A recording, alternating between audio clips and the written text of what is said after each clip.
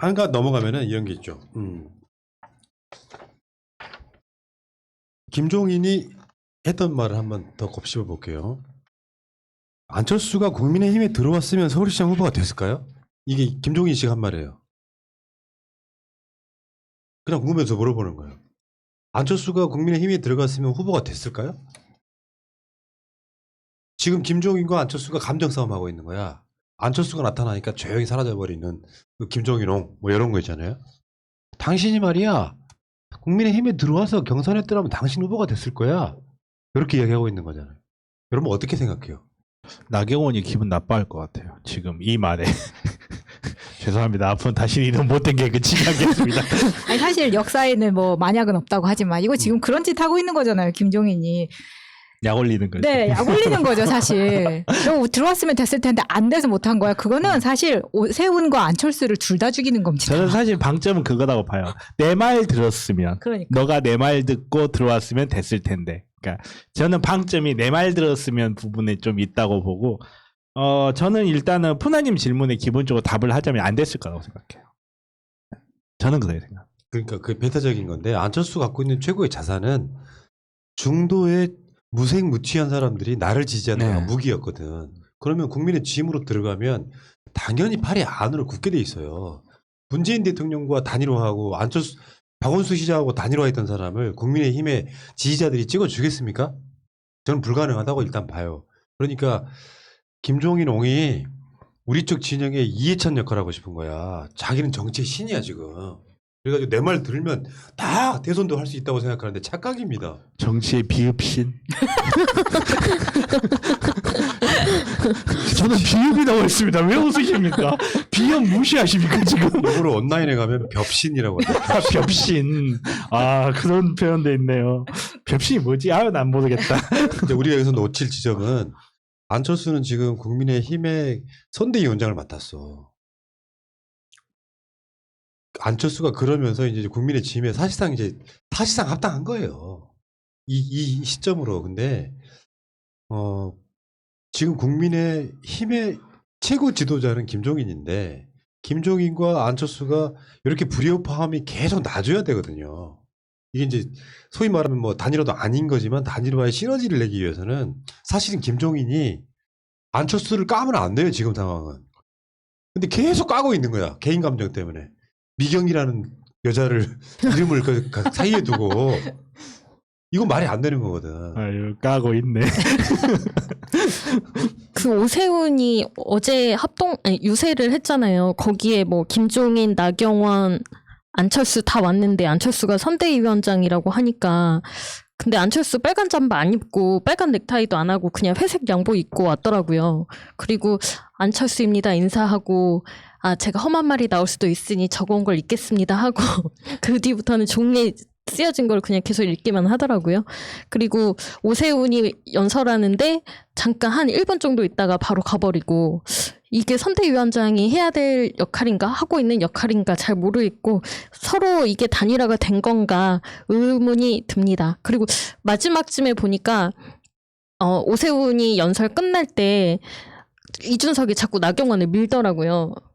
팔을 잡고 악수하라고. 근데 나경원 되게 안 가려고 막 이렇게 뒤로 뻗히는 모습이 성인지 감수성이 개판이네. 재밌었습니다. 아니 근데 지금 김종인이 하고 있는 거는 사실 안철수 너 이제 내 손바닥 안에 있다. 너 여기서 선거운동 열심히 안 하면 그 다음 또 없다라는 걸 은근히 이렇게 왜 예전에 추미애 장군이 그 윤석열 이렇게 목 이렇게 잡고 있는 사진 우리 많이 공유했었잖아요. 그거랑 비슷하게 이렇게 잡고 있는 것 같이. 왜냐면 얘를 그냥 놔두면 또 어디로 튈지 모르니까 어차피 안 도와줄 텐데 이렇게라도 압박하지 않으면 안 될 것 같아서 하는 소리라고 생각해봤어요. 저는 김종인 의원이 그렇게 고도의 머리가 돌아가지 않는다고 생각해요. 그냥 지금 이제 이겼고 내가 하고 싶은 말 하면 되고 어차피 안철수 내가 칭찬해도 안 도와주고 칭찬 안 해도 안 도와줄 것 같고 그냥 자기 하고 싶은 말 했다고 저는. 김종인 캐릭터잖아요, 그게. 네. 나만 잘났어. 내가 거의 뭐 정치에 있어서는 최고의 고수다 이렇게 이야기하고 싶은 것 같고요. 김종인 매직이 아니라 내가 봤을 때 몽키 매직 같은 거예요. 이 박사가 불렀던 노래 중에 그런 노래 있었지. 몽키 매직. 아무튼 그 김종인과 안철수의 이런 앙금들이 결국엔 서울시장 선거에도 도움이 크게 안 될 거라고 봅니다.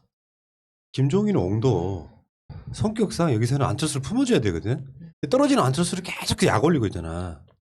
내 말 듣지 뭐 만약 이런 거잖아요. 안철수 대표가 내 말을 들었으면 서울시장 후보가 됐다고 봐요. 막 이런 짓을 하고 있는 거잖아요. 니네 미경이보다 우리 미경이가 낫다 이거야. 그러니까 여기서 안철수가 참으면 안 돼요. 내가 그러니까. 최소한 국민의힘 후보를 당선시키기 위해서 지금 공동선대위원장도 맡았는데 날이 이렇게 약 올리면 안 된다. 박차고 그 자리를 나오는 게 안철수한테는 훨씬 더 정치적으로는 이득이에요. 맞습니다. 안철수가 지금 모자란 게 없거든요. 여기서 오세훈하고 붙어도 모자랄 게 없어요. 재산이 1,500억이나 되는데 그럼. 꼭 정치할 필요 없잖아 사실. 아니 그리고 1,500억 있는데 당 하나 깔 거 사버릴 수도 있는 거 아닙니까? 흡수해. 지금 왜 이렇게 때리면 때리는 대로 맞고 있는지 정말 답답합니다. 그럴 사람 아니잖아요. 네. 네. 이렇지. 근데 저는 이제 이게 이런 일종의 혼돈의 시기예요. 여론조사가 이상하게 나오면서 약간 기성 언론들이 조작을 해가는 그런 시기에 사실 이걸 다 정리해 줄 것은 우리 승리밖에 없어요. 서울시장하고 부산시장 다 가져온다고 생각해봐요. 박원순 시장의 공과에 대해서도 말하기 쉬워지고요. 그렇죠. 그리고 사실은 저 국민의 짐을 깨버리는 가장 좋은 방법이기도 합니다. 그리고 오히려 우리한테는 안철수라는 대선 후보가 다가올지도 몰라요. 저희가 깨지면. 오 신난다. 그러니까 서울시장 선거에 대해서는 이게 대선이라고 생각하고 우리가 힘을 내야 됩니다. 김종인 자체가 참 희한한 사람이라는 캐릭터가 드는 게 이게 단일 후보가 안 되는 안철수 입장에서 보면 얼마나 억울하겠어. 국민의힘 당원들이 일제히 여론조사 대기하고 있다가 스킵 하나 없이 오세훈을 찍는 상태였단 말이야. 그리고 국민의힘 입장에서도요. 제가 이거는 국민의힘한테 정말로 이거는 정말 궁서체도 충심을 다해서 하는 말인데 국민의힘을 제대로 한번 망해서 리빌딩 되는 과정이 없으면요. 절대 안 변합니다. 야, 리빌딩 오랜만이다. 봐. 네.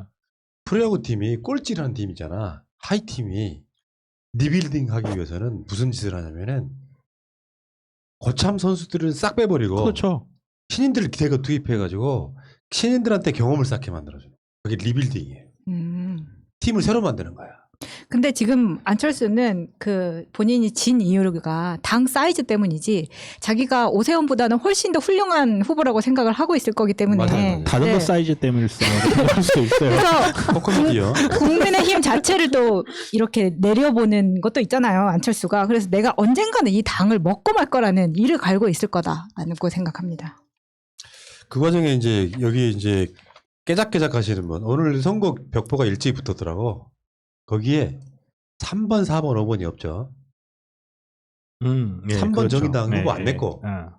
그리고 4번은 국민의 당이었는데 후보 사퇴했고 지금 5번은 열린민주당이란 말이야. 이 순서가 그렇다고.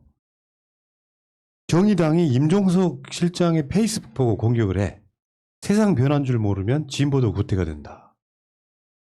그 말 그대로 돌려주고 싶어요. 간단히 말해줄게. 난 진영 이런 쪽에서 나는 노회찬 의원은 우리 진영이라고 생각하지만 사실 내용을 들어가 보면 노회찬 후보가 뇌물 받고 돌아가셨다고 지금 아는 사람들이 꽤 있잖아. 우리는 노회찬 의원을 그렇게 공격해 본 적이 없습니다. 진위를 알기 때문에 그렇습니다. 이 사람들은 난 도저히 이해를 못하겠어. 박원순 시장이 잘하고 못하고를 떠나서 거기에 대한 어떤 공과를 이야기할 때 왜 세상이 변한 줄 모르고 진보도 구태가 된다. 이런 식으로 워딩을 섞어야 되는지를 모르겠고요. 일단은 그 여영규 신임 대표가 이런 말을 했어요. 두 분에게 투표하는 것 자체가 큰 의미가 없다는 생각이다. 그러니까 오세훈, 박영선, 오세훈 두 분에게 투표하는 것 자체가 큰 의미가 없다는 생각이래. 그 지금 정의당 스탠스를 정확히 이해가 되잖아요. 허경영을 지지하는 건가? 차마 오세훈한테 투표하겠다는 말은 못하고 박영선을 찍거나 오세훈을 찍거나 똑같다는 거잖아요. 그럼 이게 어떻게 되는 줄 아세요? 오세훈 찍는 효과가 생겨요. 그렇지. 모태를 그대로 보여주는 게 정의당의 모습이고요. 그리고 피해를 말한다고 해서 내가 피해를 당했다라고 말한다고 해서 그 사람이 약자라는 것 자체가 프레임입니다. 그 프레임에 빠져가지고 사실관계 규명은 하지도 않은 채 지금 비극의 탄생 책 보는 것 자체도 2차 가해라고 하고 책을 낸 것도 2차 가해라고 하고 진실을 찾으려는 노력조차를 아예 하지 않고 있고 정의당은 그런 것 같아요. 그 정의당이 얼마 전에 당대표를 뽑았는데 여론에서 아무 관심이 없잖아요. 언론에서 관심이 없잖아요. 하지만 박원순 시장만 물고 늘어지면 그게 막 기사로 나오니까 박원순 키워드를 입력해놨다가 그 알림이 뜨면 바로 논평을 내는 거예요. 제 생각에도 그럴 것 같아요. 네. 정말로 정의당이라는 당의 존재 가치가 지금 사라지고 있거든요. 굉장히 빠른 속도로. 더 골 때리는 건 그거 아니야? 자기네 당대표가 성추행으로 사퇴를 했어. 거기에 대해서 내용 몰라 우리도 아직까지도. 근데 두 당을 찍는 것이 자체가 의미가 없다 이렇게 생각하는 것은 또 어떤 의미예요? 이해가 좀 돼요 그게 어떤 맥락이나 상황이. 안 되죠. 투표라고 하는 거나 이런 정치 행위들은 사실은 진영 간 전쟁이거든요. 그럼 그 상황에서 내가 정상적인 사람이라면 정의당도 박원순 시장 시절에 되게 도움 많이 받은 정당이에요. 박원순 시장 자체가 범진보 진영의 시장처럼 했기 때문에. 그러면 우리가 예를 들어서 굳이 이 진영 내에서 또 편을 갈라가지고 노회찬 의원은 뇌물 받고 돌아가신 거 아닙니까? 라고 하는 말이랑 똑같은 거예요. 저쪽에서 정의당이 주장하는 거는. 맞아. 그런 비열한 짓을 하면 어떡해. 그러니까 지금 하고 있는 게 두 사람 모두한테 두 당 모두에게 투표하는 것 자체가 큰 의미가 없다라고 이야기하는 것 이것은 박원순 시장 가해자와 똑같은 이야기를 하고 있는 겁니다. 가해자하고 똑같은 이야기 하고 있는 거예요. 좀 정치에 개입해가지고 민주당 찍지 말란 이야기 하는 거 있는 겁니다. 정의당 입장에서는 정치적 스탠스를 저는 정말 잘못 잡았다고 봐요. 왜냐하면 결국 이제 여러 차례 이야기를 한 것 같은데 사실 이렇게 우리 사회 좌우를 나눌 때 민주당이 있고 정의당이 약간 더 왼쪽에 있고 그리고 이렇게 국민의힘이 있고 이런 항상 우리가 이런 그림을 그리잖아요. 그럼 국민의힘이 자연스럽게 소멸해 가면서 민주당이 우리 사회에 어느 정도 건전한 보수의 자리를 잡으면 진보 쪽의 자리를 잡아야 돼. 맹주가 누군가 필요하거든요. 그 모양을 만들려면 정의당은 민주당을 공격해야만 한다라는 좀 그런 강박관념이 있는 것 같아요. 그래야 자기네들의 존재 가치가 있어지고 자기네들이 더 진보처럼 보이고 그래서 자기네들이 그걸로 목소리를 얻을 수 있다라고 생각하는 것 같은데 이게 어느새부턴가 지금 스텝이 확실히 꼬였죠. 제가 봤을 때는 지난 총선 때 이제 그 비례대표 문제하고 그리고 정의당 자체가 비례대표를 너무 잘못 짰죠. 그것 때문에 굉장히 좀 많이 꼬여버린 것 같고 이렇게 욕심 많으신 분이 제가 한 분이 있다고 들었어요. 제가 누군지는 잘 모르는데 욕심. 아이 안 넘어오시네.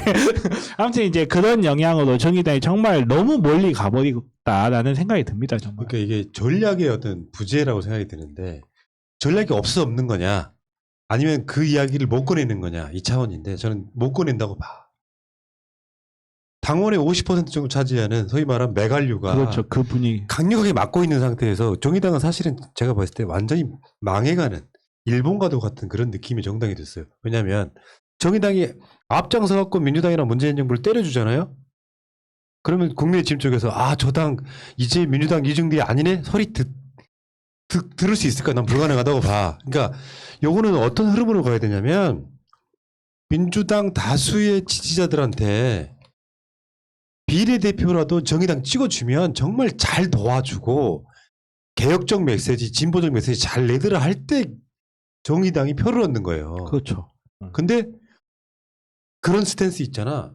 저쪽한테는 니들은 어차피 민주당 이중대니까라고 지켰던 사람들인데 이쪽에서는 아예 안 찍어요. 그럼 소멸해가는 과정인 거지. 그럼 전략을 잘 짜야 되는데 매관류가 당을 한 50% 이상 잠식을 하고 있으면 최소한 문재인 정부나 민주당 돕는 소리는 죽어도 못해.